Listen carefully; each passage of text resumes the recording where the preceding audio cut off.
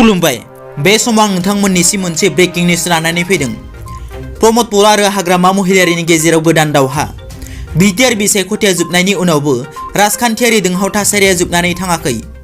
BTR नि गोदान सरकारनि सायाव दैखांनाय सोंथिनि थाखाय फ्ल'र टेस्टनि गनायथि होदों गुवाहाटी गोजौ बिजिरसालिया। फोरमाननि थाखाय दावहा जागोन प्रमद बर' आरो हाग्रामा महिलारिनि गेजेराव। मेजरिटि फोरमान होनो खाबु होनाय जादों प्रमद बर' दैदेननाय गोदान सरकारनो। 22 डिसेम्बरनि सिगां हाग्रामा महिलारिखौबो मेजरिटि फोरमान होनायनि खाबु होदों गोजौ बिजिरसालिया। सोर BTR आव सरकार दागोन बियो रोखा जागोन 22 डिसेम्बर खालारखालि। फ्ल'र टेस्टनि गेजेरजों BTR आव गाहाय मावफुंगिरि सायख'नाय जागोन।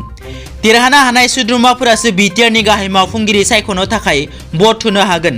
अदेबानि फ्ल'र टेस्टनि भट होनायाव थोंजोङै सायख'जानाय सोद्रोमाफोरा भट होनो हानाय नङा होननानै फोरमायदों गोजौ बिजिरसालिया। मख'नो गोनांदि BTC बिसायख'थियाव रावबो दोलोआनो सरकार दानो हानाय बादियै हारसिं बांसिन मासि देरहानो हायाखैमोन। मोन 40 मासिनि 21 मासिनि गोनांमोन BTR आव सरकार दानो थाखाय।